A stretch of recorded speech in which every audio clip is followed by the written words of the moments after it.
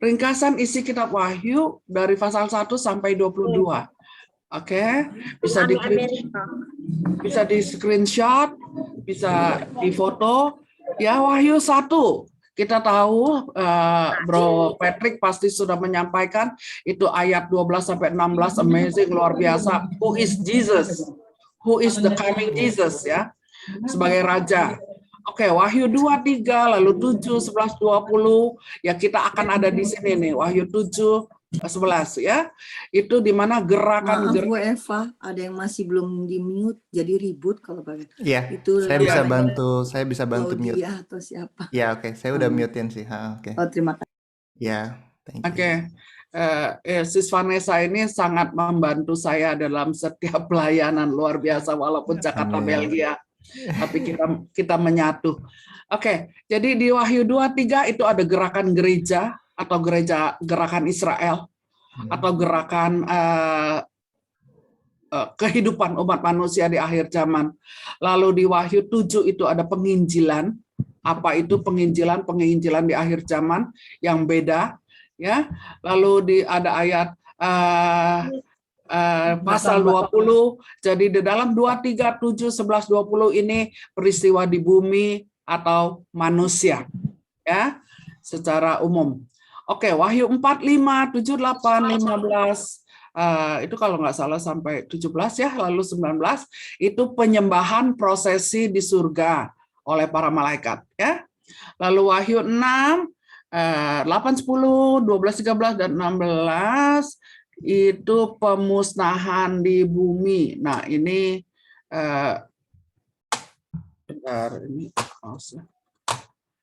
pemusnahan di bumi oleh Tuhan melalui malaikat dilakukan oleh si iblis. Nah, perhatikan ya, waktu materai, waktu sangkakala, waktu cawan murka, semua itu serencana, sekehendak Tuhan melalui para malaikatnya, tetapi dilakukan oleh si iblis. Ya, ingat peristiwa Ayub, ya, sesungguhnya seizin Tuhan dan dilakukan oleh si iblis. Ya, nah, ini semua pada orang-orang tertentu.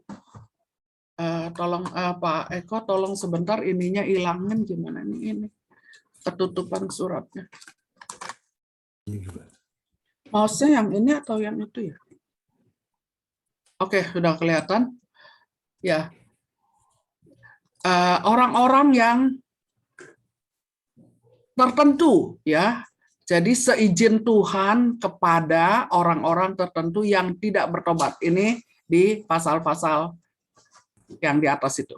Lalu Wahyu 21 sampai 22 itu Yerusalem baru, heaven to heaven, alpha and omega, kekekalan pada kekekalan. Nah, ini ringkasan secara global tentang isi kitab Wahyu. Lalu yang kedua, eksposisi kitab Wahyu kalau dipandang dari 3 sudut pandang. Kitab Wahyu ada yang mengatakan ini adalah kitab Apokalips. Apa itu kitab Apokalips? Yaitu yang berisi penghakiman, kehancuran dunia, atau lebih condong kepada orang dunia bilang kiamat, ya, kisah tentang kiamatnya dunia, itu kitab Apokalips. Tetapi kalau di sudut dari kitab Pewahyuan, kitab Pewahyuan itu isinya di dalam adalah nubuatan melalui lambang-lambang, peristiwa-peristiwa, prosesi-prosesi. Ya, itu revelation, nubuatan, prophetic. Ya. Lalu yang ketiga adalah kitab transformasi. Nah, kitab transformasi ini dari sudut pandang bahwa ini adalah sesuatu hal yang tentang pemulihan, pembelaan.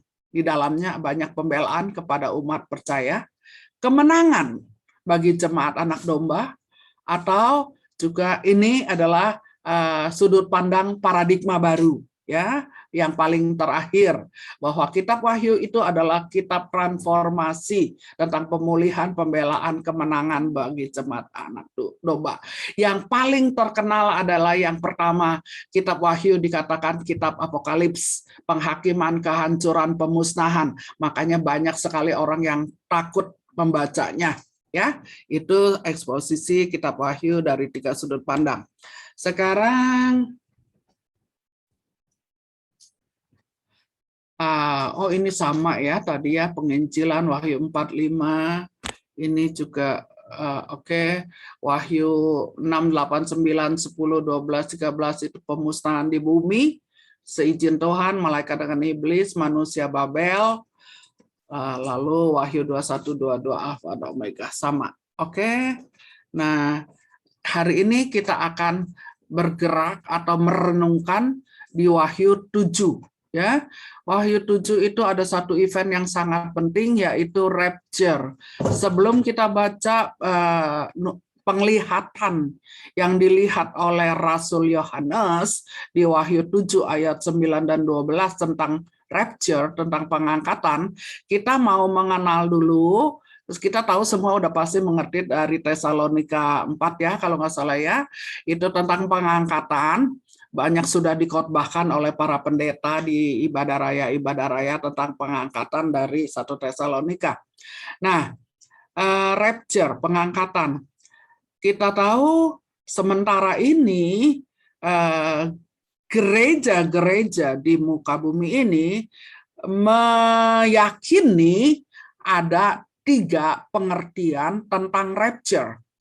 Ada yang saya katakan dalam tanda kutip menganut atau mempercayai atau mengimani atau meyakini bahwa rapture itu terjadi sebelum ya, panah yang pertama ya, sebelum masa kesukaran 3,5 tahun, yaitu pre-tribulation, sebelum masa kesukaran.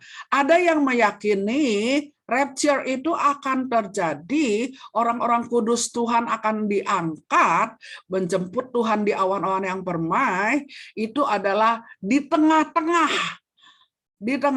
antara 3,5 tahun pertama dengan 3,5 tahun kedua.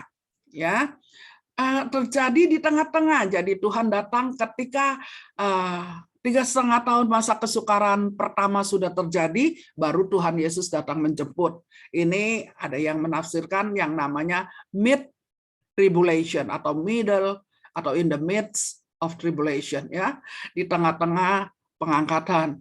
Oke, ada juga yang meyakini bahwa pengangkatan itu adalah post tribulation, artinya sesudah 7 tahun masa kesukaran Tuhan Yesus akan datang menjemput di awan-awan yang permai. Pengangkatan orang-orang kudus terjadi di setelah 7 tahun.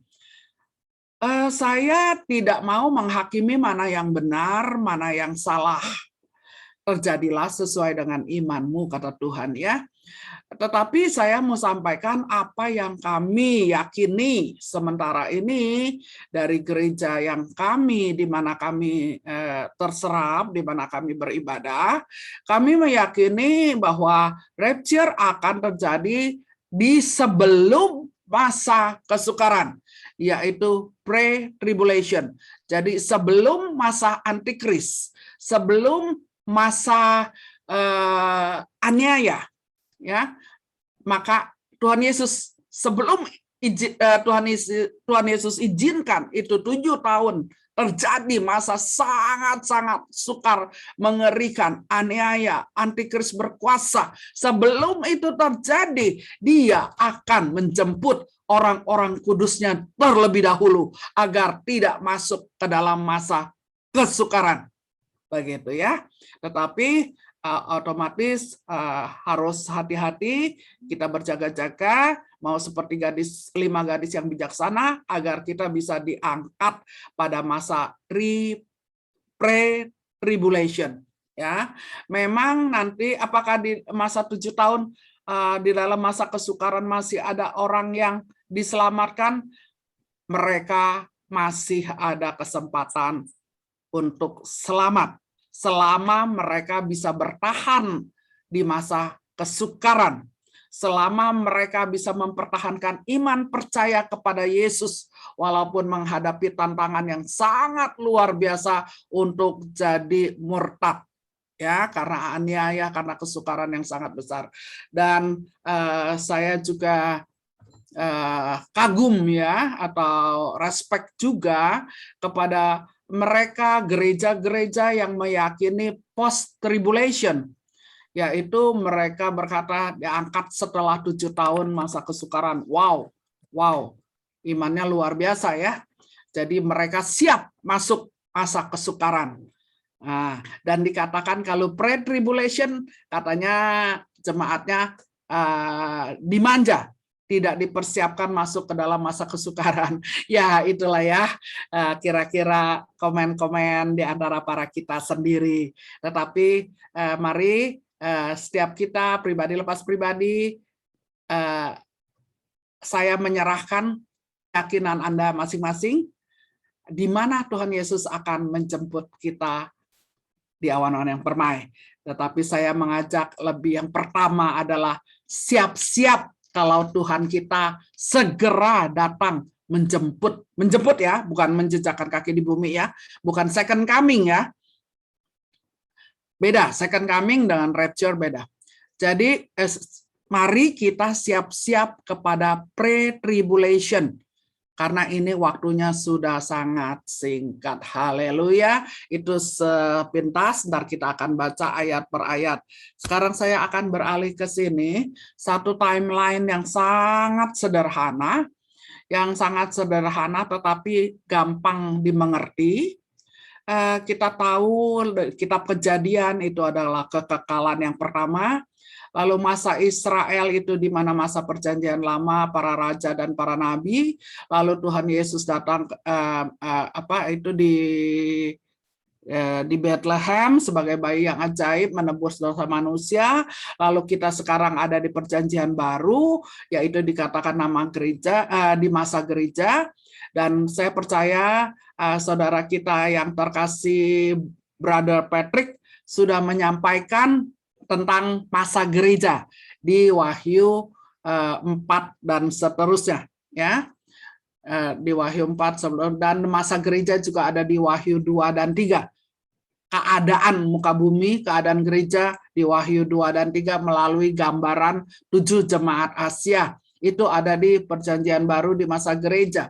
Lalu pembukaan meterai, ya, meterai 1 yang kita ingat ada kuda putih, kuda hitam, kuda merah, kuda hijau kuning, itu talking about the spirit, itu tentang roh aniaya yang sudah dimulai,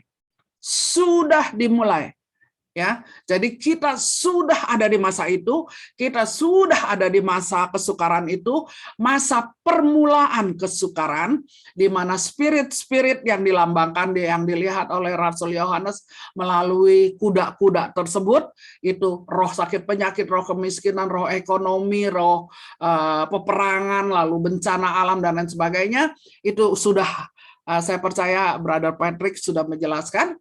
Dan yang tadi dikatakan, yang saya sampaikan tadi tentang rapture, itu adalah panah ke atas yang pertama, pengangkatan. Saya tidak siap untuk menggambar-gambar, kalau nggak usah deh ya, nanti repot. Oke, lihat saja, itu panah pertama pengangkatan. Nah, kita akan masuk di renungan hari ini di panah pertama, Wahyu 7, pengangkatan. Jadi perhatikan, kita sekarang sedang ada di gereja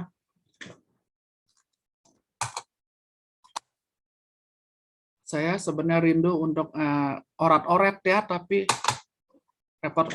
Jadi perhatikan, kita sekarang ada di gereja di ujung ya. Gereja di ujung mendekati panah ke atas pengangkatan. Kita sekarang sedang ada di situ.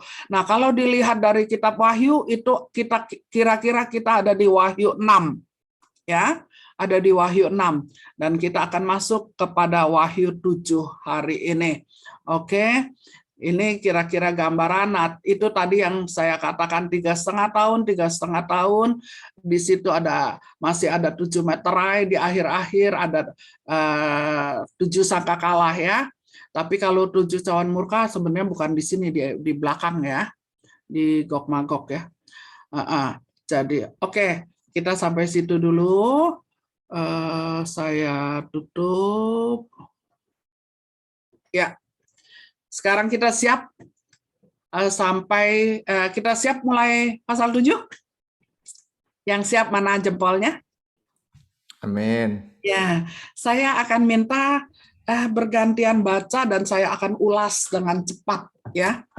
Karena pada intinya 7 sampai 11 itu berisi tentang peniupan sangkakala ya. Dimulai dari Wahyu 7, saya akan ulas setelah dibaca ya.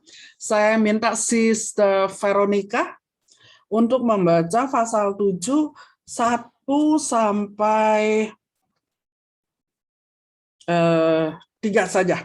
Kita karena waktu dan karena cukup banyak ya 4 pasal yang akan saya sampaikan, saya akan tidak seperti di kelas yang saya adakan 10 kali pertemuan itu per ayat dibaca, tetapi di event kali ini saya akan agak skip ya bacanya ya, yang mana lebih mengarah kepada pesannya ya, pesannya dari pasal 7 sampai pasal 11. Yuk, yang siap mulai merenungkan firman Tuhan, beri tepuk tangan buat Tuhan kita. Haleluya, tulus kepada Tuhan. Tepuk tangan yang tulus kepada Tuhan. Terima kasih Tuhan, kami mau mulai demi nama Tuhan Yesus. Haleluya. Amin. Sis Veronica silakan baca ayat 1 sampai ayat 4. Pasal 7, Wahyu pasal 7 ayat 1 sampai 4. Perikopnya orang-orang yang dimeteraikan dari bangsa Israel. Demikian bunyinya. Kemudian daripada itu aku melihat 4 malaikat berdiri pada keempat pintu penjuru bumi, dan mereka menahan keempat angin bumi supaya jangan ada angin bertiup di darat atau di laut atau di pohon-pohon. Ayat 2. Dan aku melihat seorang malaikat lain menyusul dari tempat matahari terbit. Sorry karena tulisannya kecil.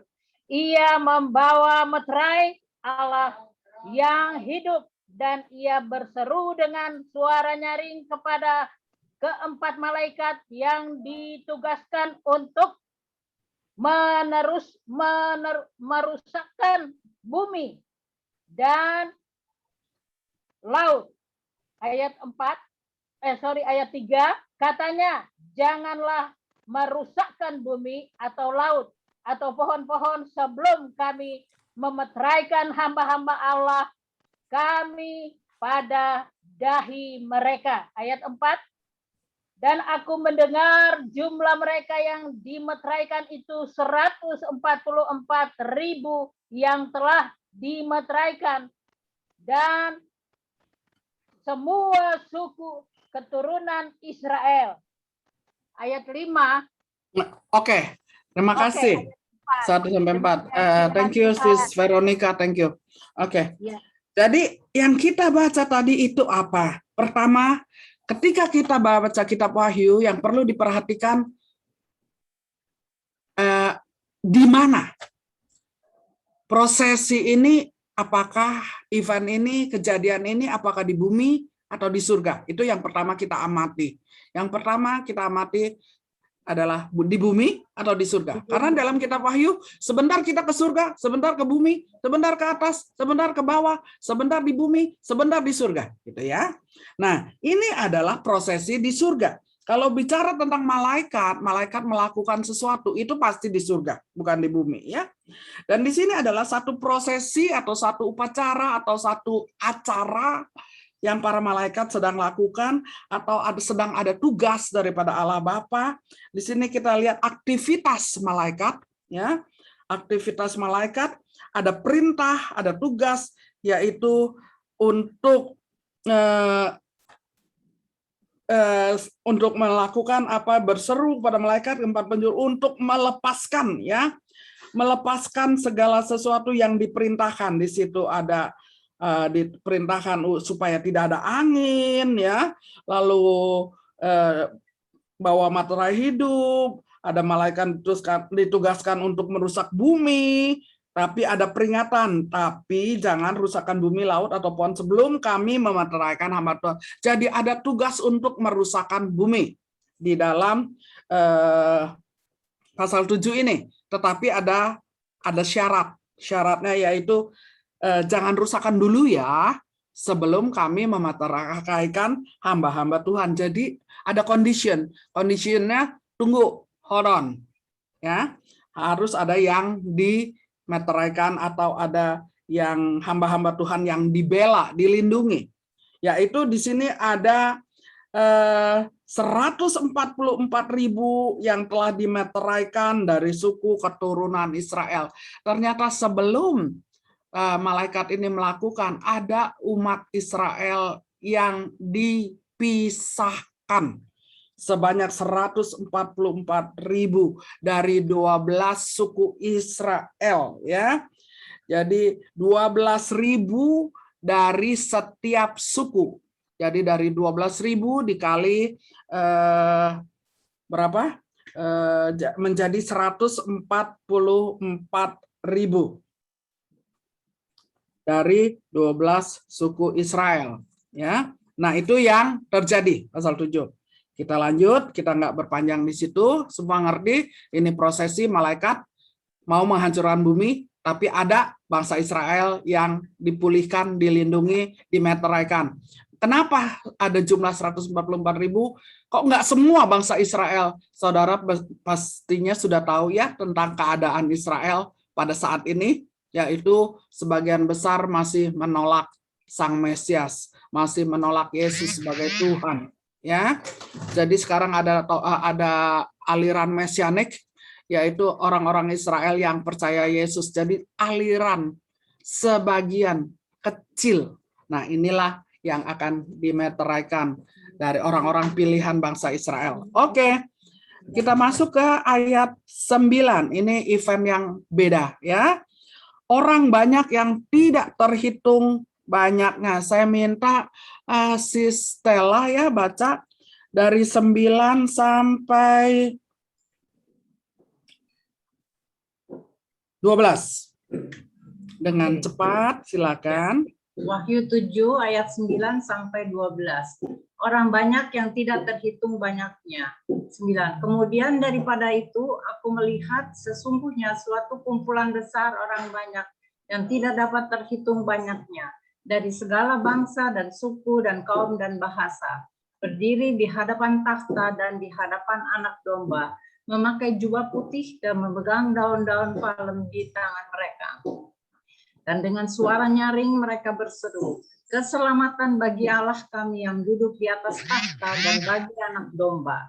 Dan semua malaikat berdiri mengelilingi takhta dan tua-tua dan keempat makhluk itu.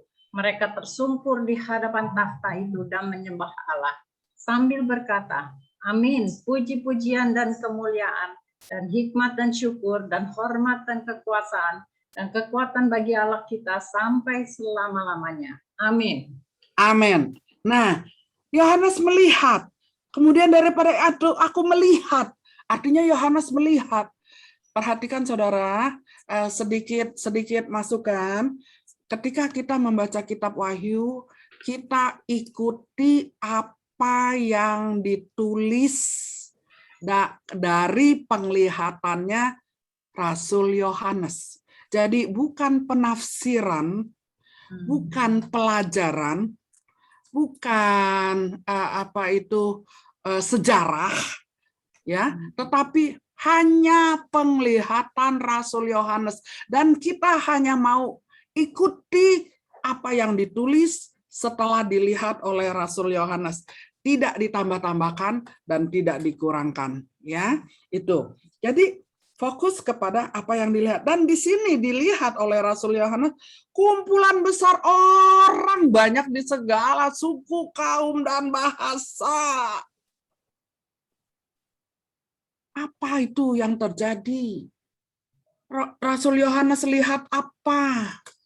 Saya mau katakan, Rasul Yohanes melihat banyak orang dari segala suku, kaum, dan bahasa, dan bangsa-bangsa. Itu adalah peristiwa rapture. Itu adalah peristiwa pengangkatan di mana orang-orang saleh, orang-orang kudus Tuhan diubahkan dalam sekejap dalam tubuh kemuliaan. Diubahkan dalam tubuh kemuliaan dan naik menyongsong Tuhan Yesus di awan-awan yang permai, dan itu yang dilihat oleh Rasul Yohanes, pengangkatan, ya. Dan ketika Rasul Yohanes melihat banyak orang, saya mau sampaikan, Rasul Yohanes juga melihat saya. Amin. Semua katakan nama saudara sebut, Rasul Yohanes juga melihat siapa? Ya, semua dari segala suku, kaum, bahasa, semua. Ya, sebut namamu, imani engkau ada di dalam penglihatannya Rasul Yohanes itu. Ya, oke, itu peristiwa rapture. Haleluya. Sekarang kita baca dari 13 sampai 15. Saya minta dari Amerika yang saya belum kenal, coba Sister Elisa Aberle, silakan. Apa? Dari mana sampai mana? 13 sampai 17. Oke. Revelation 13, Wahyu 13. Salah seorang dari pemimpin-pemimpin itu bertanya kepada saya, orang-orang yang berjubah putih ini, siapa mereka? Dan dari mana mereka datang? Saya tidak tahu, Tuan. Tuhan sendiri yang tahu, jawab saya. Maka dia berkata kepada saya, inilah orang-orang yang sudah dengan selamat melalui masa penganiayaan yang hebat. Mereka sudah mencuci jubah mereka dan membuatnya menjadi putih dengan darah anak domba itu. Itulah sebabnya mereka berdiri di hadapan takhta Allah dan beribadat kepadanya siang malam di dalam rumah Allah, dan Dia yang duduk di atas takhta itu akan hadir dengan mereka untuk melindungi mereka. Mereka tidak akan lagi merasa lapar atau haus, matahari ataupun panas terik tidak lagi akan membakar mereka, sebab anak domba yang duduk di tengah-tengah takhta itu akan menjadi gembala mereka. Ia akan menuntun mereka ke sumber air yang memberi kehidupan, dan Allah akan menyeka segala air mata dari mereka. Amin. Amin. Ya. Nah, ini terjadi dialog antara Rasul Yohanes dengan para malaikat, ya, dengan tua-tua. Saudara mungkin sudah disampaikan siapa itu tua-tua, 24 tua-tua di surga. Siapa mereka? Mereka adalah makhluk surgawi yang kita belum kenal, ya, tapi kita akan ketemu. Bahkan kalau menurut penglihatannya Yohanes, kita juga akan berdialog, bisa berdialog dengan mereka, ya. Jadi di sini adalah di antara tua-tua itu si Yohanes ini, si Om Yohanes, Rasul Yohanes berdialog. Itu mereka siapa?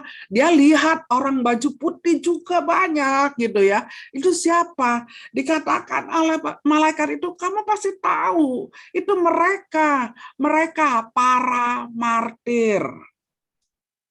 Para martir yang sudah menyucikan jubah mereka dengan darah. Ya, ini berbicara Yohanes dengan malaikat melihat para martir digembalakan oleh Tuhan Yesus. Satu suasana, satu view yang dilihat oleh Rasul Yohanes, keadaan martir dengan Tuhan. Ya, oke. Itu saja, saudara, jangan heran kalau saya jelaskan kitab Wahyu, ya kok begitu ya ternyata ya, so simple, so clear gitu, begitu jelas, begitu simple. Jadi jangan kita ruwet dengan tanda-tanda, gambar-gambar, lambang-lambang. Kita harus menangkap intinya saja, ya. Amin. Inti penyampaian pesan daripada kitab Wahyu. Kita tidak akan bisa mengerti tentang lambang-lambang itu, kita bisa kupas. Kita bisa, ini berapa, mengkilap begini, ini berkilau dengan tenda, dengan tanduk, matanya di dahinya, dan lain sebagainya. Kita tidak mengupas hal itu, karena itu hanya bentuk penafsiran. Ya, karena tidak ada faktanya dan tidak ada juga di ayat-ayat lain di dalam Alkitab yang menjelaskan, ya. Jadi tidak ada referensinya.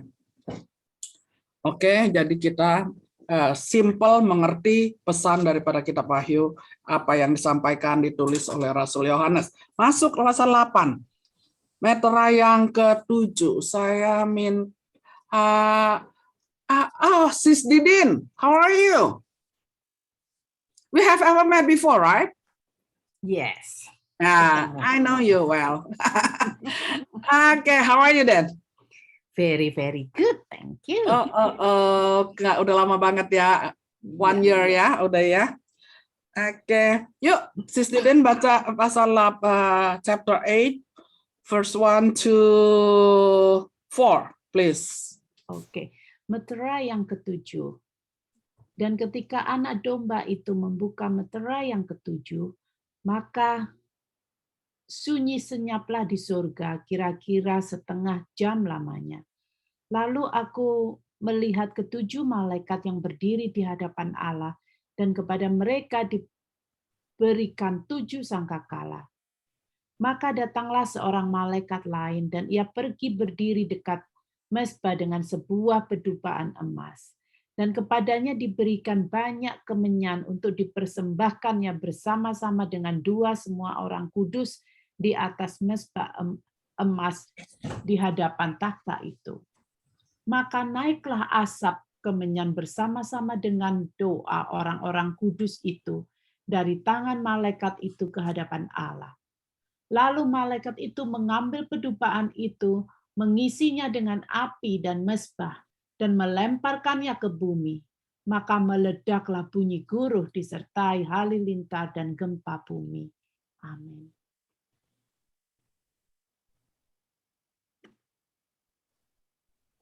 Oke, thank you. Ternyata kita sudah ke pembukaan meterai yang ke-7 ya. Pembukaan meterai ke-1 ke-6 saya percaya Brother Patrick sudah menjelaskan dengan jelas, itu masa kesukaran awal ya. Itu masih di masa gereja ya.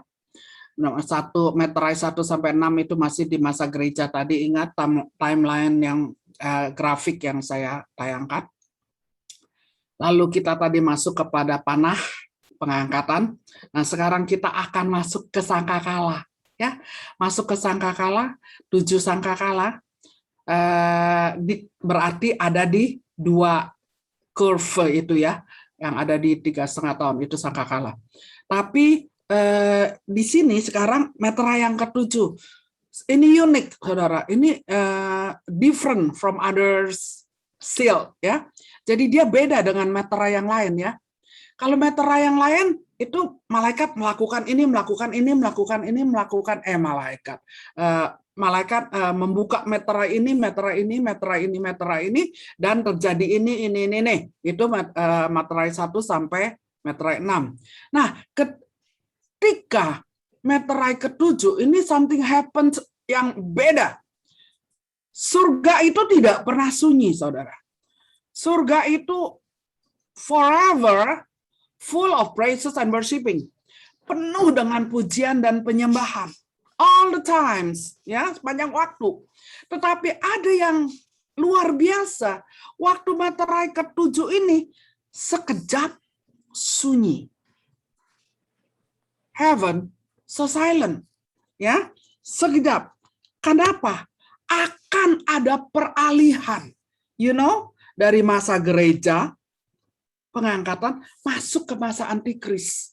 Ini ada satu peralihan masa yang luar biasa, di mana sangkakala akan ditiup. Sangkakala akan diberikan. Akan diberikan kepada para malaikat untuk ditiup. Ya, jadi ini satu suasana di surga yang so silent, ya, di mana doa orang-orang kudus, semua sedang pendupaan, isi api mesbah, ini semua persiapan, preparation untuk the next event, untuk the next trumpet, ya. Jadi ini masa persiapan. Nah, sekarang kita akan masuk ke pasal 6, ayat 6, mulai ditiupnya sangkakala. What will happen? Apa yang akan terjadi? Ya, keempat sangkakala yang pertama. Yuk kita mulai masuk ke perenungan tentang apa yang terjadi ketika sangkakala mulai ditiup. Di sini ada Shalom, Brother Stanley, Rustina itu ya, Rustina Sion ya. Ada Ming Ming, ada Yeni Saputra, ada Ani, Ami Alberle dengan Elisa Alberle, saudara ya. Ya. Saya Hasan. tadi saya baca Hasan. kayaknya udah Ane Alberle. Saya mau minta baca lagi. Oh, kayaknya tadi saya sebelah, ternyata sebelah Elisa. Ini aneh. Ini Ami.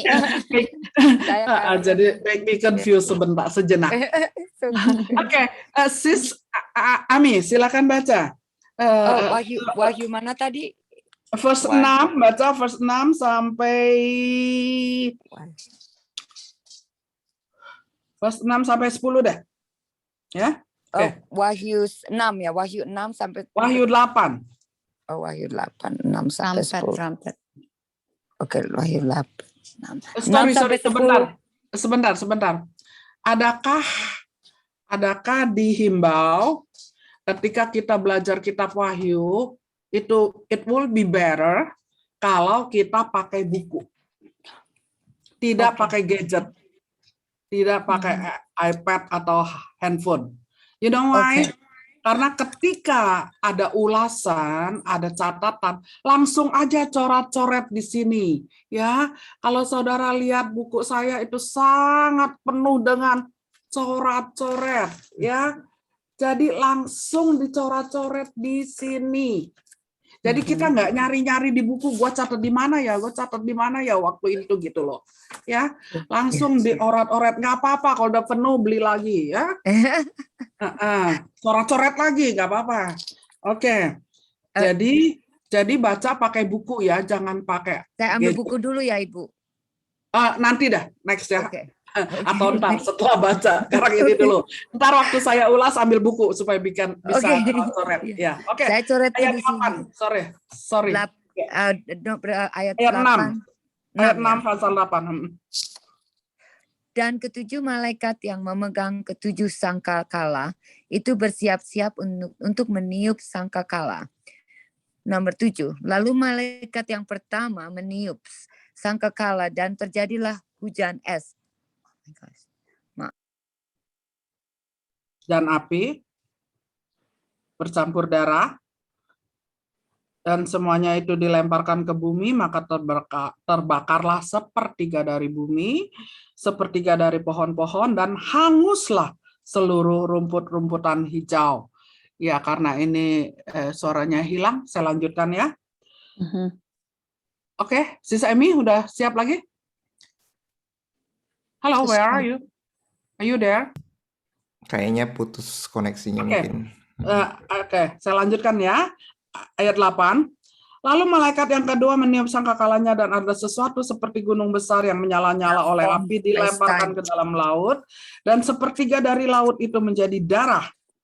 Dan matilah sepertiga dari segala makhluk yang bernyawa di dalam laut, dan binasalah sepertiga dari semua kapal. Lalu malaikat yang ketiga meniup sangkakalanya dan jatuhlah dari langit sebuah bintang besar menyala-nyala seperti obor, dan ia menimpa sepertiga dari sungai-sungai dan mata air. Ya, lalu nama bintang itu adalah Aspintus. Sepertinya semua air menjadi Aspintus karena itu semua telah menjadi pahit. Talking about what? Ini sangkakala 1, 2, 3, 4 mulai ditiup. Lalu pemusnahan mulai terjadi. Mungkin kalau kita baca, di Meterai ada gempa bumi, di Sangkakala ada gempa bumi, nanti di Cawan Murka ada gempa bumi, di Meterai ada penyakit, di sini ada di Sangkakala ada penyakit, lalu di Cawan Murka ada penyakit. Mungkin kita lihat seperti repetition ya, pengulangan. Tapi I will tekankan bahwa intensitas, frekuensi, kualitas itu akan meningkat dari Meterai, Sangkakala ke Cawan Murka. Ya, ini seperti firman Tuhan ada katakan seperti wanita ingin melahirkan, maka itu mulesnya itu meningkat karena pembukaannya semakin besar. Perempuan yang pernah melahirkan pasti tahu itu. Jadi digambarkan seperti wanita yang hendak melahirkan. Ya, jadi akan semakin sakit dan semakin sakit. Sebenarnya sama kurang lebih di bumi, di air, di laut, udara, penyakit, ekonomi, sosial, semua bergerak di bidang itu. Cuma dengan intensitas frekuensi yang semakin dahsyat. Ya, nah kalau kita lihat tadi di sini di Wahyu 8. Itu waktu sangkakala yang pertama di bumi itu sepertiga bumi, lalu sepertiga pohon, lalu rumput. Ini talking about nature, ya, sepertiga dari alam, menggambarkan atau mewakili alam. Ya, itu dari 6 sampai 7. Lalu 8 sampai 9 itu sepertiga laut, sepertiga makhluk di laut, sepertiga kapal, itu bicara tentang di air, ya, di air. Kalau tadi di daratan, artinya alam semesta, ya. Lalu ayat 10-11 itu sangkakala ketiga, itu sepertiga river, sepertiga sungai, sepertiga mata air, itu berbicara tentang sumber kehidupan dihancurkan. Saudara bayangkan kalau mata air jadi pahit, sungai diracun, saudara bisa bayangkan bisakah manusia hidup? Nggak usah susah-susah, nggak lama, sehari aja, 2 hari saja. Kalau mata air nggak bisa diminum, sungai jadi racun, manusia nggak bisa minum, boleh manusia boleh nggak makan, ya dikatakan Tuhan Yesus waktu puasa nggak makan, tetapi nggak bisa nggak minum, ya jadi minum pasti. Jadi kalau minum saja dimusnahkan, habislah sepertiga manusia, ya. Oke, river, lalu mata air, itu semua sumber kehidupan mulai dimusnahkan, dan di situ dikatakan banyak orang mati. Ya. Lalu ayat 12 sampai 13 sangkakala keempat itu sepertiga matahari, sepertiga bulan, sepertiga bintang. Lalu siang tidak ada lagi terang. Itu bicara tentang apa? Itu bicara tentang universe, seluruh dunia. Ya. Sekarang kalau kita ngomong, wah, seluruh dunia gelap, nggak usah heran, saudara. Sekarang pandemi aja udah seluruh dunia. Virus yang kecil aja bisa seluruh dunia. Ya, ini pandemi ini adalah gambaran untuk membukakan kita satu gambaran yang akan terjadi kelak dari peristiwa COVID-19 ini. Ini adalah satu kalau film tuh thriller, ya. Kalau film itu gambaran untuk satu film keseluruhan. Kita tahu thriller ya, satu filmnya itu ada gambarannya. Nah, pandemi COVID-19 ini adalah seperti thriller dari seluruh gambaran film atau kejadian yang akan terjadi di muka bumi ini. Pertama, menyebarnya seluruh dunia. Kedua, prokes protokol kesehatan yang dijalankan, vaksin, scanning, social distancing, itu semua sudah menjadi thriller gambaran yang akan terjadi. The next, ya, itu baru percikan seperti itu loh. Misalnya ini our forehead di scan, our temperature, ya, itu adalah gambaran nanti. Orang di-scan, ditanam chip, diperiksa ini itu udah sangat transparan ya, sangat jelas what the next will happen, itu udah sangat jelas ya. Jadi itu universe. Jadi kalau nanti dunia sampai gelap, nggak usah heran. Gampang sekali Tuhan bisa lakukan itu. Ya, itu sampai ayat sekarang kita sudah ke 13, 14 itu matahari singa ya. Udah kita langsung ke pasal 9 ya. Kita ke sangkakala kelima. Wow. Kita lihat lagi ada apa nih. Saya minta Alvina Noristasya dari chapter 9 verse 1 to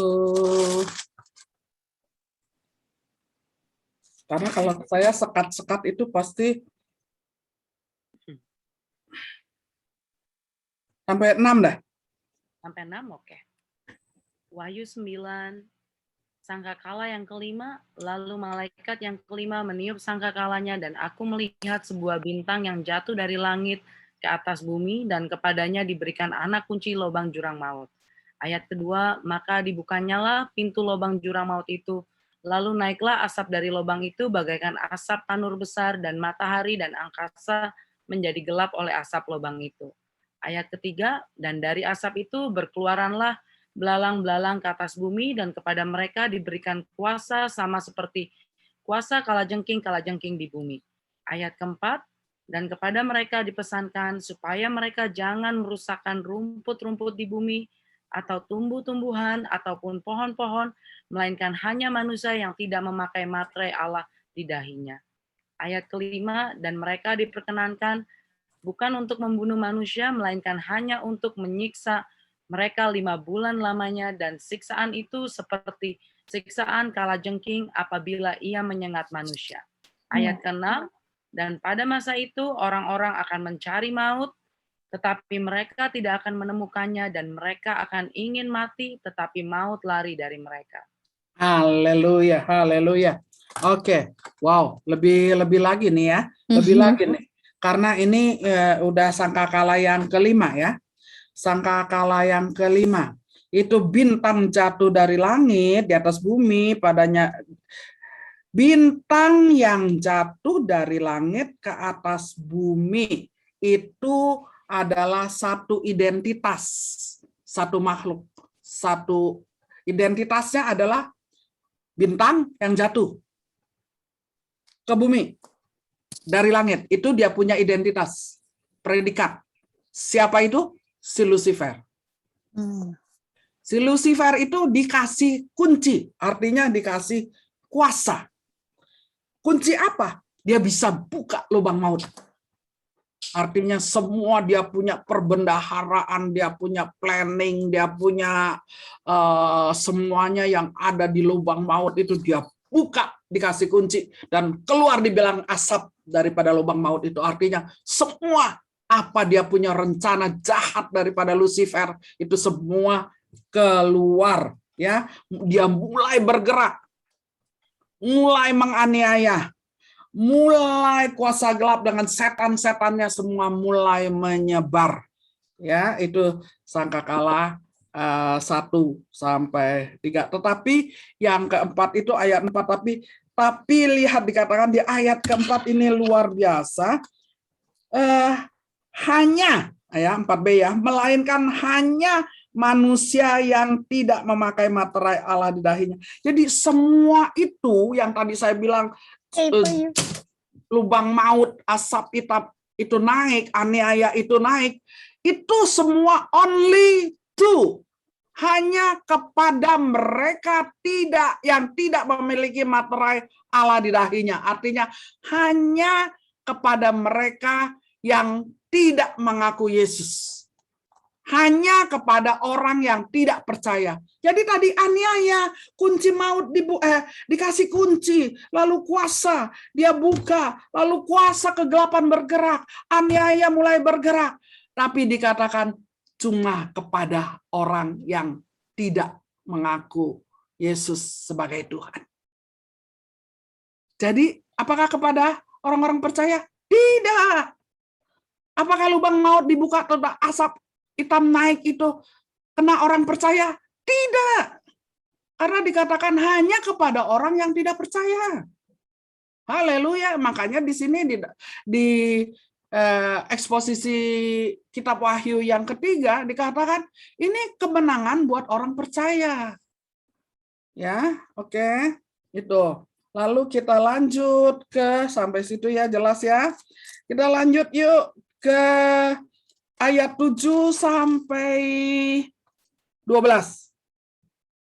Ayat 7 sampai 11. Oh ya, tadi yang sebentar. Ya. Jadi tadi lagi 1 ke 4 itu, 1 sampai ke 6 itu sampai orang aniayanya itu kuat sekali, sampai banyak yang mau mati aja nggak bisa. Mau mati aja nggak bisa. Kenapa? Karena nggak boleh mati. Kenapa nggak boleh mati? Karena mau dianiaya.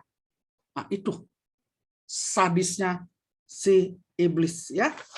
Tetapi itu tidak menimpa orang percaya. Jadi 5 sama 6 itu siksaan, ya. Sekarang kita kalau semua udah baca kan ya, kata Brother Patrick, semua sudah diminta baca sebelumnya ya di rumah ya. Semua sudah baca sebelumnya ya. Jadi 7, 12 saya nggak usah baca. 7, oke, baca aja deh. Karena nanti kelewat sayang juga. Saya minta boleh saya lihat Ming, bisa dibuka videonya? Ibu maaf tadi terganggu, itu cucu saya nelpon. Maaf tadi dia Nggak apa-apa, saya langsung ambil alih. I took over. Iya, I took over. Oke. Siapa ya yang saya lihat? Oke. Patrick yang ini deh. Oke, boleh. Siapa? Saya aja ya, langsung 7 sampai 11. 7 sampai 12 ya. Wahyu 9 ayat 7 sampai 12 berkata, dan rupa belalang-belalang itu sama seperti kuda yang disiapkan untuk peperangan, dan di atas kepala mereka ada sesuatu yang menyerupai mahkota emas, dan muka mereka sama seperti muka manusia, dan rambut mereka sama seperti rambut perempuan, dan gigi mereka sama seperti gigi singa, dan dada mereka sama seperti baju zirah, dan bunyi sayap mereka bagaikan bunyi kereta-kereta yang ditarik banyak kuda yang sedang lari ke medan peperangan. Dan ekor mereka sama seperti kalajengking dan ada sengatnya. Dan di dalam ekor mereka itu terdapat kuasa mereka untuk menyakiti manusia 5 bulan lamanya. Dan raja yang memerintah mereka ialah malaikat jurang maut. Namanya dalam bahasa Ibrani adalah Abaddon, dan dalam bahasa Yunani ialah Apollyon. Celaka yang pertama sudah lewat, sekarang akan menyusul 2 celaka lagi.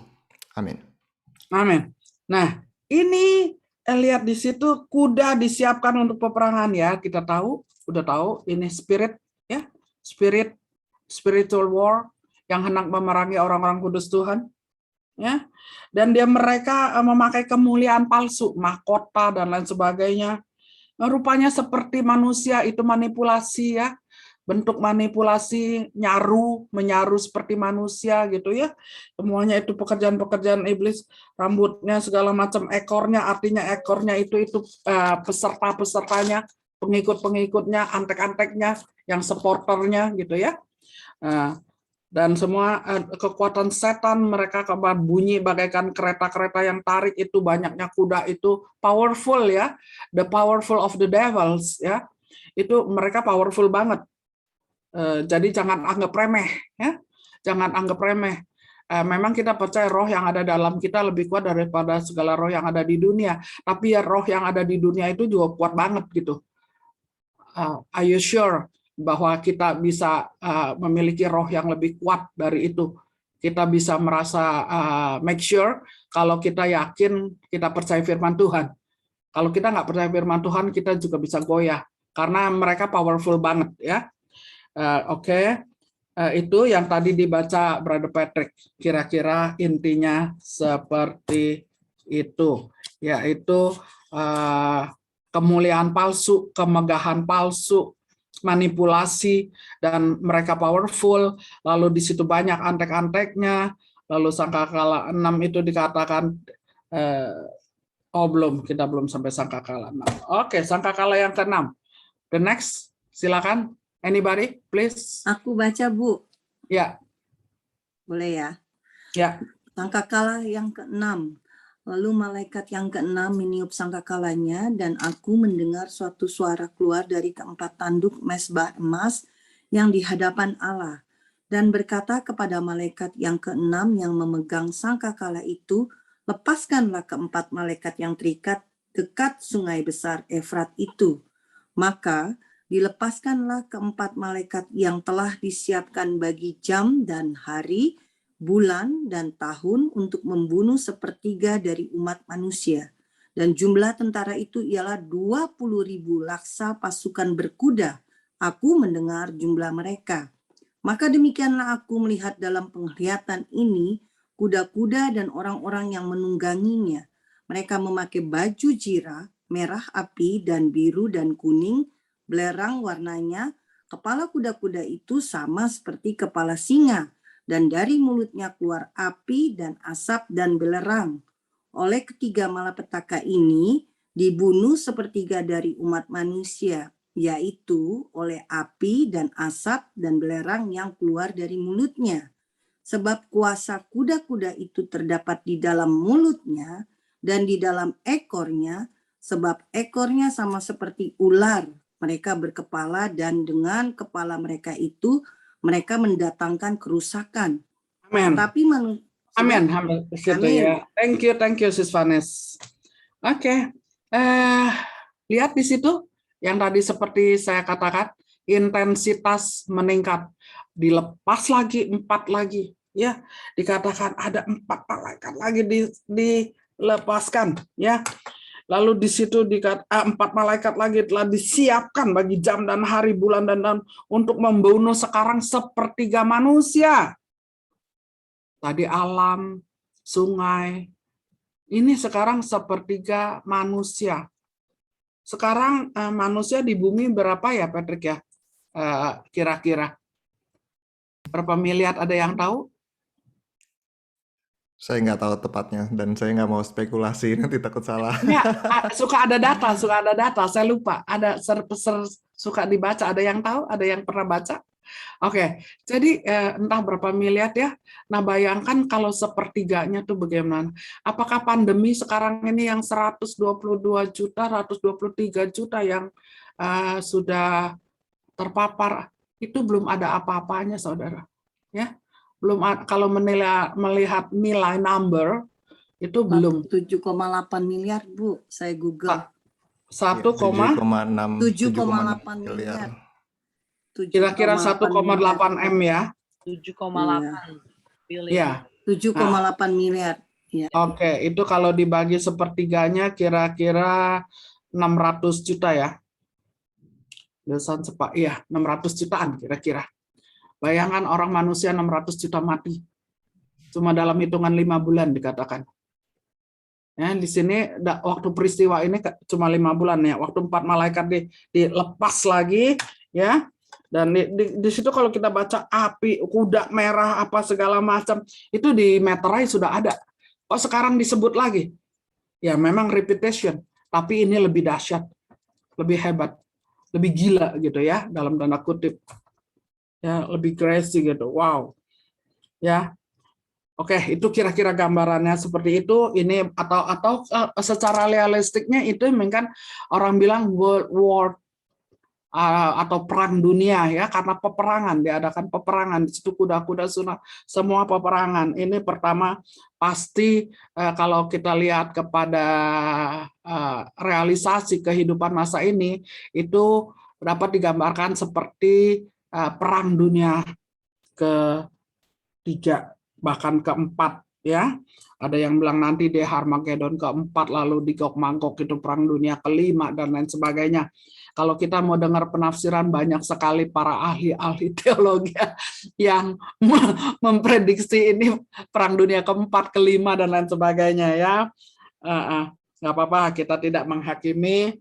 Ya, mungkin kita juga tidak tahu. Saya ingat ya, ketika kita belajar kitab Wahyu, saudara jangan kaget kalau dengar ikut pengajaran yang lain, ajarannya kok gini, dengan ada apalagi yang tekanannya kepada iluminasi, lalu one world, new world, itu banyak sekali yang mengupas yang begitu-begitu, lalu gerakan-gerakan konspirasi dunia, ya. Lalu yang gerakan-gerakan menyatukan satu dunia, lalu penghapusan manusia. Kita tahu, saya pernah lihat videonya dari salah satu organisasi nggak terselubung sih, udah terbuka juga.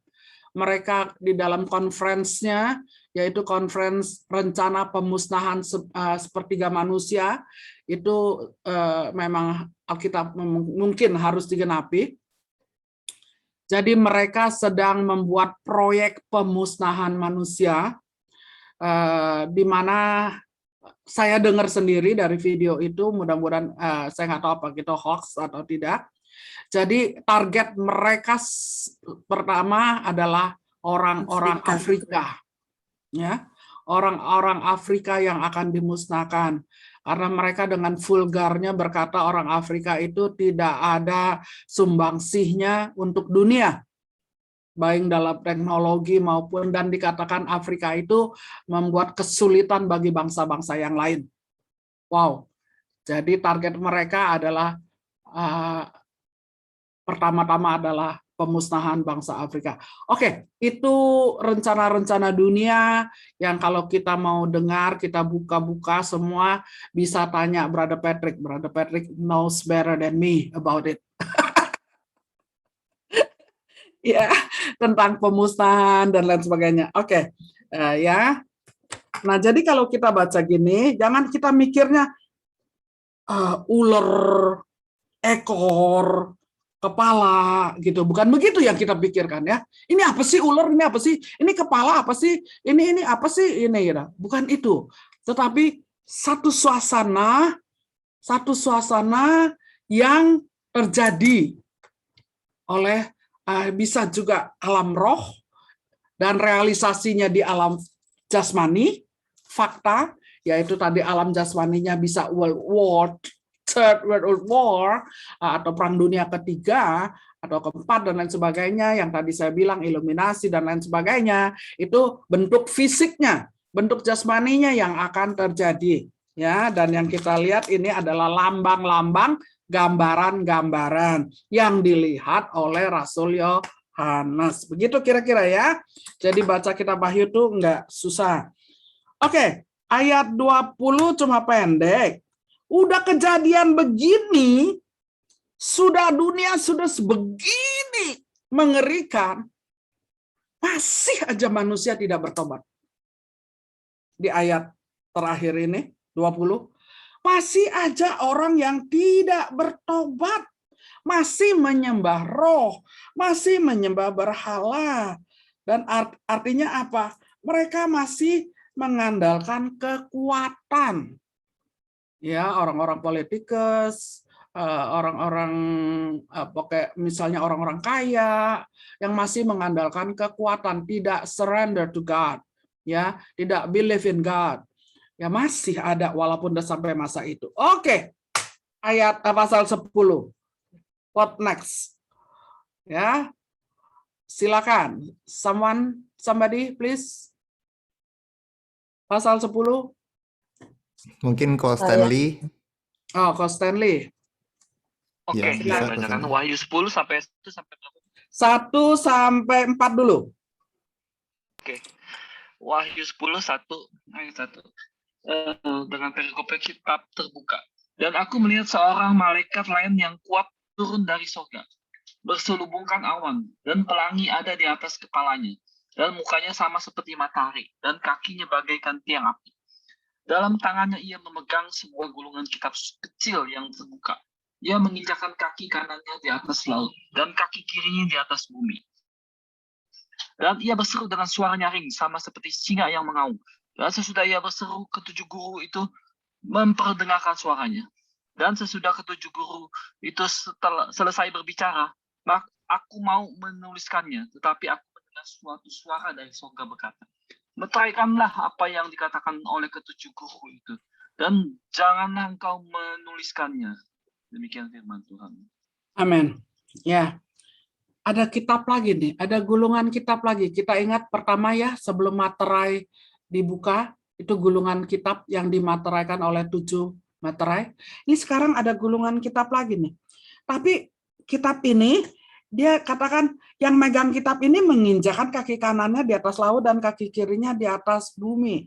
Artinya dia memegang kitab yang menguasai universal. Ya, pegang kitab yang menguasai universal, bumi dan dikatakan bumi dan laut, ya, bumi dan laut. Artinya memegang kitab universal, menguasai keadaan dunia. Lalu ayat 5 dan 6 dikatakan no delay, ya. Udah nggak bisa ditunda-tunda lagi dah ya. Udah no mercy lagi deh ya, kira-kira begitu ya. Dan sampai selama tidak akan, ini sudah tertulis di Alkitab, jadi tidak akan ditunda-tunda lagi ya, tidak, no delay ya. Lalu ini sudah keputusan rahasia Allah, udah harus digenapi ya, ayat 7. Lalu yang sudah digenapi, sudah diberitakan oleh hamba Tuhan, oleh nabi-nabi, ini sudah nih ngomongin ya. Jadi gini, udah deh, udah dikasih tahu, udah ditulis, hamba Tuhan udah kasih tahu, para nabi udah kasih tahu, prophesize demi prophesize sudah dikasih tahu, semua nubuatan demi nubuatan sudah disampaikan, udah nggak bisa delay lagi, begitu kira-kira ya. Ini gulungan kitab udah harus dibuka, yang akan menyingkapkan seluruh kejadian di universal. Itu kira-kira isinya ya. Ayat 8 lanjut sampai 11. Ya, boleh Pak Stanley lagi? Ayat 8, firman Tuhan. Dan suara yang telah kudengar dari langit itu berkata pula kepadaku, katanya, pergilah, ambillah gulungan kitab yang terbuka di tangan malaikat, yang berdiri di atas laut dan di atas bumi itu. Lalu aku pergi kepada malaikat itu dan meminta kepadanya supaya ia memberikan gulungan kitab itu kepadaku. Katanya kepadaku, ambillah dan makanlah dia. Ia akan membuat perutmu terasa pahit, tapi dalam mulutmu ia akan terasa manis seperti madu. Demikian firman Tuhan. Ya, ada tugas ya. Ada tugas disampaikan, dikatakan pergilah, ambillah gulungan kitab yang terbuka di tangan malaikat. Sekarang Alkitab, gulungan kitab itu berbisi apa secara universal itu? Ya, yang megangnya itu menginjakkan kaki di bumi dan di laut. Dikatakan pergilah dan ambillah dan bukalah. Saudara, isinya adalah perintah penginjilan. Ketika dimakan manis, tapi di perut pahit, apa itu? Penginjilan. Ketika kita melakukan penginjilan is so sweet. Ya, enak banget kalau kita menginjil. Bapak harus bertobat. Tuhan Yesus baik. Oh, aduh, senang banget. Siapa yang nggak senang menginjil? Lagi menginjil pasti rasanya enak. Ini ada Pastor Lim Henny Esther dari Magelang ya. Juga pasti senang menginjil. Lagi menginjil pasti senang ya. Tapi ketika di perut pahit, apa artinya? Udah manis-manis, udah senang-senang nginjil, ditolak. Bukan hanya ditolak, dianiaya para penginjil. Ya. Nah, itulah jadi pahit. Jadi ini adalah perintah penginjilan yang manis tetapi siap-siap pahit setelah itu karena mengalami penolakan. Itu intinya. Pasal 10 ayat 8 sampai 11 ya. Engkau ditekankan lagi di ayat 11, engkau harus bernubuat lagi. Wow, kepada bangsa-bangsa, kaum, bahasa, dan raja. Amanat agung Tuhan Yesus harus terus disampaikan. Haleluya. Yuk, beri tepuk tangan buat Tuhan kita supaya nggak lemah. Jangan saya sendiri yang semangat, semua semangat. Saya kok kalau ngajar kitab Wahyu udah puluhan tahun masih semangat terus ya, senang terus, heran Gitu, saya. Man. Itu Roh Kudus itu. Oke, the last chapter for today, chapter 11, dua saksi Allah. Somebody please. Oh, ini ada Ibu Susana Margareta. Apa kabar Ibu Susan? Bu Susan, are you listening? Ya. Halo. Ya. Oke. Baca ya. Baca ya. Iya. Dari Wahyu 11. Ya, 1 sampai 6. Oke. Wahyu 11, demikian firman Tuhan. Dua saksi Allah. Kemudian diberikanlah kepadaku sebatang buluh seperti tongkat pengukur rupanya, dengan kata-kata yang berikut, bangunlah dan ukurlah bait suci Allah dan mezbah dan mereka yang beribadah di dalamnya. Kedua, tetapi kecualikan pelataran bait suci yang di sebelah luar. Janganlah engkau mengukurnya, karena ia telah diberikan kepada bangsa-bangsa lain dan mereka akan menginjak-injak kota suci 42 bulan lamanya. Oke, sampai situ dulu sebentar, Susan. Bentar, ini penting disampaikan. Di sini bangunlah dan ukurlah ya. Ada bulu tongkat pengukur. Disuruh ukur. Apa yang diukur? Wow. Ukurlah bait suci Allah. Gereja Tuhan yang pertama-tama harus diukur. Yang diuji, yang ditilik, yang diselidiki adalah bait Allah. Gereja Tuhan. Sekarang kalau kita lihat pandemi, ini salah satu gereja-gereja ditutup. Pengukuran sedang terjadi. Pengukuran bait Allah sedang terjadi. Gereja-gereja tutup. Di sini bait Allah sedang diukur. Roh yang menyala-nyala masih adakah ketika tidak ibadah ke gereja? Orang-orang percaya, orang-orang beriman sekarang semakin diukur. Karena apa? Karena semakin akan disucikan bila yang telah lulus dalam ukuran-ukuran tersebut. Akan jadi ada firman Tuhan, Pastor Niko sekarang sedang sampaikan, justru orang-orang kudus Tuhan sedang dibersihkan di dalam firman Tuhan yang berbuah, pohon yang berbuah, justru pohon yang berbuah sedang dibersihkan.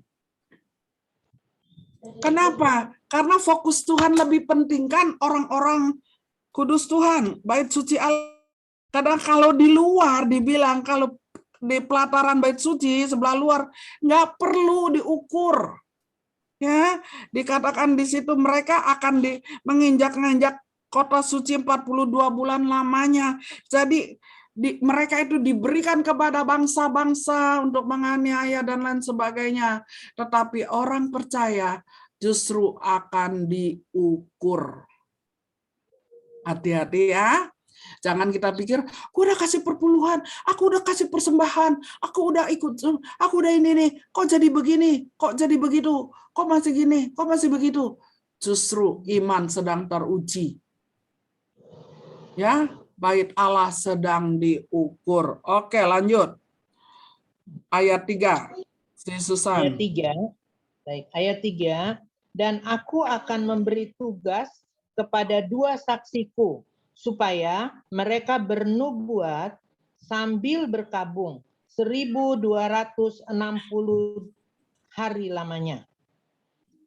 4. Mereka adalah kedua pohon zaitun dan kedua kaki dian yang berdiri di hadapan Tuhan semesta alam. Dan jikalau ada orang yang hendak menyakiti mereka, keluarlah api dari mulut mereka, menghanguskan semua musuh mereka. Dan jikalau ada orang yang hendak menyakiti mereka, maka orang itu harus mati secara itu. Mereka mempunyai 6. Mereka mempunyai kuasa menutup langit supaya jangan turun hujan selama mereka bernubuat.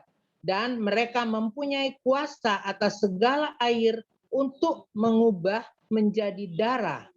Dan untuk memukul bumi dengan segala jenis malapetaka setiap kali mereka menghendakinya. Amin. Oke, thank you. Ini berbicara di tengah-tengah kesukaran, di tengah-tengah masa aniaya, in the midst of tribulation, Tuhan mengirim 2 orang kuat. Ya, Tuhan mengirim 2 orang kuat yang memiliki roh Elia dan roh Musa yang akan membela orang-orang percaya di tengah-tengah kesukaran. Wow, di tengah-tengah masa antikris akan timbul 2 orang yang dipercayai, yang disertai, yang diperlengkapi oleh Tuhan untuk membela kaum yang percaya kepada Tuhan, ya. Mereka berkuasa, dikasih kuasa.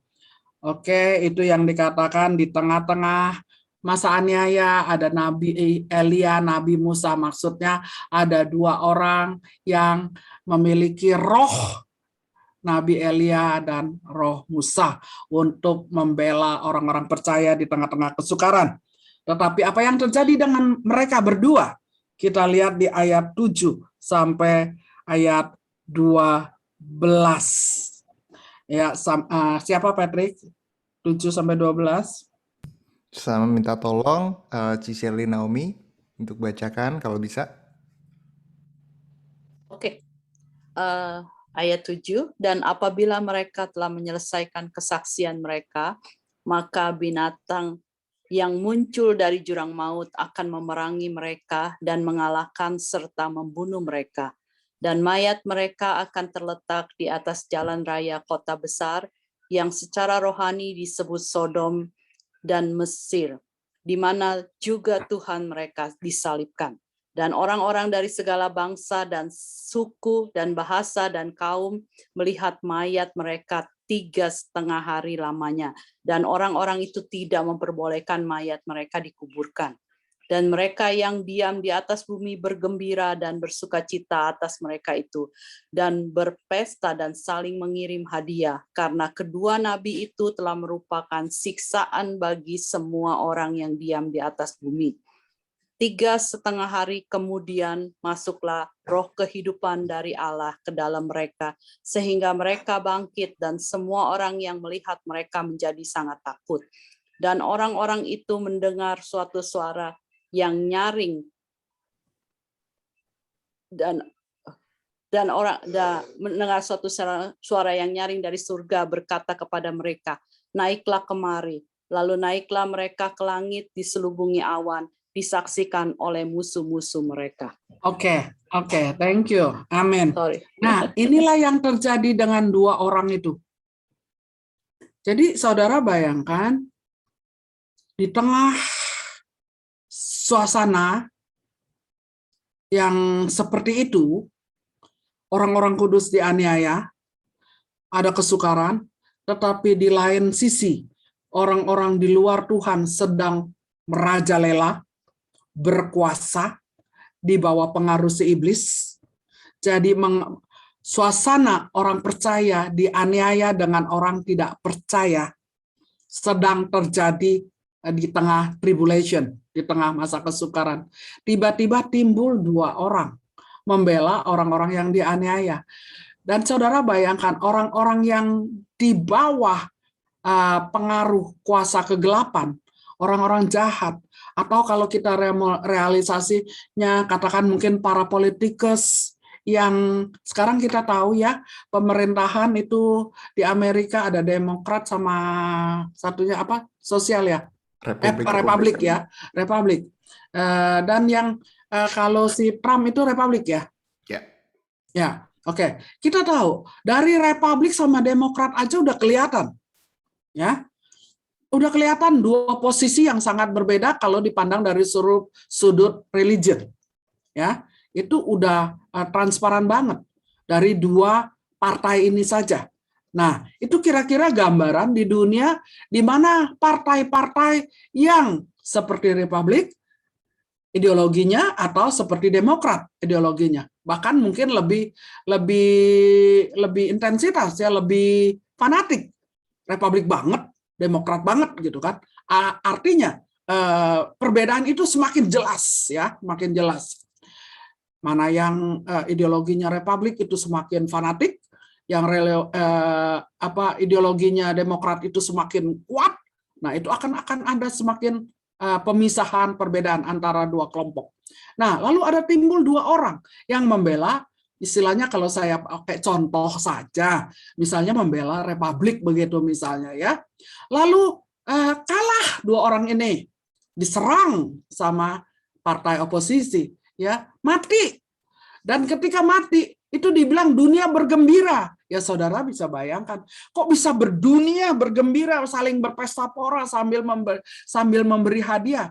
Saya ingat begini saudara, ini gambaran aja ya. Ketika Barack Obama menang dalam election, terpilih sebagai President of the United States, ketika dia dilantik, seluruh dunia itu menayangkan live, ya, live. Semua lihat, termasuk Indonesia. Dan kita yang di Indonesia pada waktu itu sukacita. Entah ada karena pernah di Indonesia, ya, lalu ada bapak tirinya orang Indonesia dan lain sebagainya. Entah karena itu, pokoknya coba bisa dibayangkan satu suasana yang mendunia, orang bergembira, bersukacita. Demikianlah yang terjadi ketika dua saksi Allah itu mati, dunia itu akan begitu bergembira. Saya nggak tahu, mungkin Indonesia juga senang kali ya dengan matinya dua orang yang membela orang percaya, karena kita tahu Indonesia keadaannya seperti apa gitu ya. Kalau belum berubah, kalau masih seperti ini, seperti sekarang ini, pasti senang banget dua saksi Allah mati. Ya Pak, iya. Ya, ketika kita mendengar itu dari teroris tokohnya itu mati, itu kan juga banyak yang lawannya pasti senang begitu kan. Nah, seperti begitu gambarannya saudara. Jadi realistik banget. Mudah untuk dimengerti ya. Baca ini nih mudah untuk dimengerti dengan gambaran sekarang. Kok bisa dunia ya dengan media sosial yang udah begini maju, semua tinggal live, kita bisa ketemu dengan yang di California, di Fontana dan lain sebagainya. Itu surrealistik. Mungkin waktu saya 20 tahun yang lalu mengajar kitab Wahyu nggak bisa menjelaskan begini real. Yes or no? Ya, mungkin saya yang sebagai gurunya mengajar, saya sendiri bingung gitu. Ya, saya yang ngajar, saya sendiri bingung gitu. Kok bisa dunia? Kok bisa dunia seneng 2 orang mati?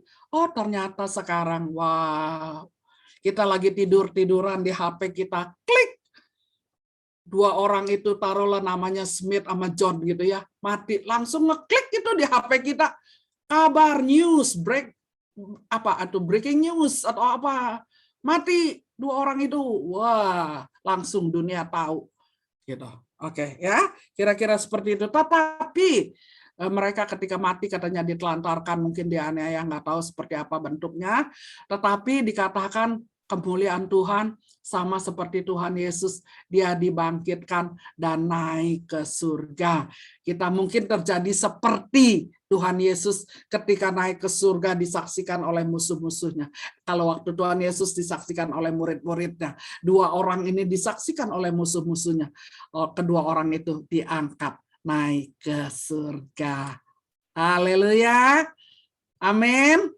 Nangkap ya. Yuk kita beri kemuliaan buat Tuhan kita. Kita udah mau selesai. Dikatakan sama persis pada waktu Tuhan Yesus disalib lalu tiba-tiba selesai, finish. Tuhan Yesus selesai sudah, dikatakan pada saat itu terjadilah gempa bumi yang dahsyat. 1/10 bagian dari kota rubuh. 7.000 orang mati. Gempa bumi. Orang lain sangat ketakutan. Lalu memuliakan Allah yang di surga. Celaka yang kedua sudah lewat. Artinya ketika kedua orang itu dimuliakan. Wow, geger dunia. Geger. Banyak yang mati. Banyak gempa bumi dan lain sebagainya terjadi. Sekarang kita tutup di dalam sangkakala yang ke-7, nyanyian puji-pujian para tua-tua. Ini kita tutup dengan suasana sukacita. Sangkakala ke-7, suasana sukacita. Wow, buku saya banyak coret-coretan, tetapi khusus untuk pasal 11, 15, sampai 19, komen saya cuma 1. Wow. Ya, ayat 15 sampai 19 saya cuma 1 komen. Wow. Amazing. Dahsyat, keren, sukacita. Ya, ketika sangkakala ke-7 dibunyikan, itu pemerintahan atas dunia dipegang oleh Tuhan dan dia yang diurapinya dan ia akan memerintah sebagai raja sampai selama-lamanya. Wow, ke-24 itu duduk semua mengucap semua ini. Lalu 18, bangsa-bangsa marah, tetapi amarah Tuhan datang lebih-lebih, udah segala semuanya, yang benar diberi upah, yang salah dihukum. Maka terbukalah bait suci Allah di surga, kelihatanlah tabut perjanjian di dalam tabatnya, kilat deru guru gempa bumi. Yes, that's it. Ditutup di pasal 11 dengan kabar sukacita. Semangat kembali kita, haleluya. Oke, take your time Patrick. Thank you so much. Oke, shalom semuanya. Terima kasih sebelumnya kepada Pastor Eva yang telah membawakan dengan very timely ya. Sekarang jam 9.56, benar-benar tepat waktu banget. 4 pasal, wow hebat sekali. Saya nggak tahu deh kalau mungkin saya yang bawain hari ini, saya mungkin nggak selesai sih Pastor. Puji Tuhan ya, Tuhan kirimin Pastor Eva malam hari ini buat selamatin saya. Ya, but so good, so good ya. Kita belajar malam hari ini, kita memasuki masa pengangkatan, lalu apa yang terjadi di dalam masa tribulasi ya. Itu mengerikan sekali.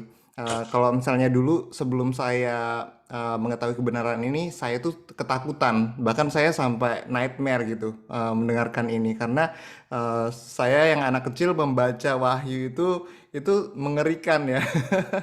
Saya sampai tanya mama saya, "Oh mama ini kok kayak begini?" Saya nggak ngerti apa maksudnya. Tapi ya saya belajar, terus belajar ada beberapa kelas ya saya pelajari dan puji Tuhan, Tuhan kasih pencerahan buat saya. Ya, ya intinya semoga kita semua di sini percaya kita masuknya yang di pre-tribulation ya. Jadi kita nggak harus mengalami masa yang mengerikan ini ya. Justru di saat-saat ini kita harus mempersiapkan diri kita supaya kita nggak ke sana gitu ya. Tapi seandainya pun saya nggak mau mendahului Tuhan. Seandainya pun kita masuk di masa tribulasi, pasti Tuhan kasih kekuatan yang lebih buat kita semua. Yang penting kita sudah menyiapkan diri kita, prepare mulai dari sekarang gitu ya. Kita bangun iman kita, bangun kepercayaan kita, memuji memuliakan nama Tuhan dengan roh dan kebenaran. Seperti itu. Jadi semua yang mengerikan ini yang terjadi di sini, kalau kita perhatikan tadi dari Pastor Eva yang Pastor Eva bicarakan bahwa ini semua sebenarnya diberikan Allah kepada iblis ya, kepada setan. Kata diberikan di sini ini menjadi highlight saya. Berarti ini ada di dalam kuasa Tuhan. Ya, kalau Tuhan nggak kasih ya mereka nggak punya kuasa ini. Semuanya ada di dalam kendali Tuhan. Jadi jangan takut. Seandainya pun kita ada di masa tersebut gitu ya. Everything sounds very specific. Tadi disebutkan sepertiga bumi, sepertiga manusia. Kenapa hanya sepertiga? Itu Tuhan sudah perhitungkan semua gitu. Jadi kita semua ada di dalam lindungan Tuhan, kita semua ada di dalam rencana Tuhan.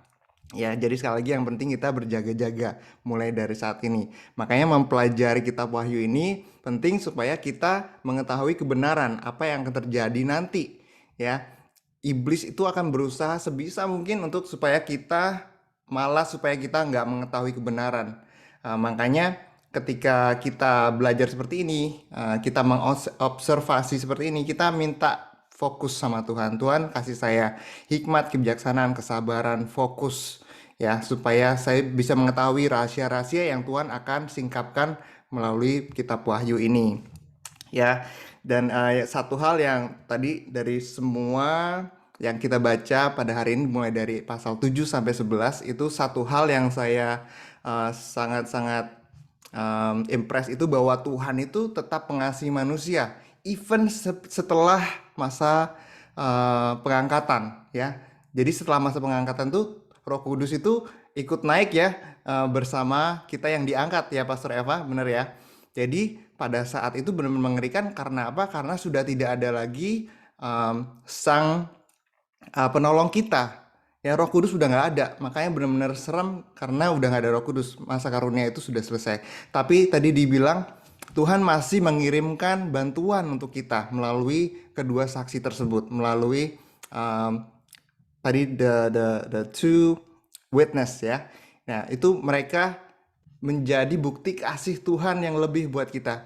Tuhan masih tetap mengasihi kita, even ketika kita bebal dan tidak bertobat. Ketika manusia tetap mengeraskan hatinya, Tuhan tetap sayang sama kita semua.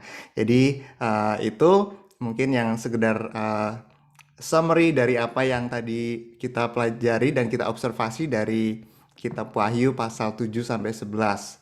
Ya, baik. Kita mungkin masih ada waktu sedikit aja. Kalau misalnya saudara mungkin mau bertanya, cepat aja sebelum kita tutup malam hari ini. Masih boleh, Pastor Eva? Masih ada waktu? Masih bisa ya? Oke. Jadi mungkin ada yang mau bertanya, masih ada yang bingung, atau mungkin masih belum jelas. Silakan saya buka waktu ini untuk kita bertanya.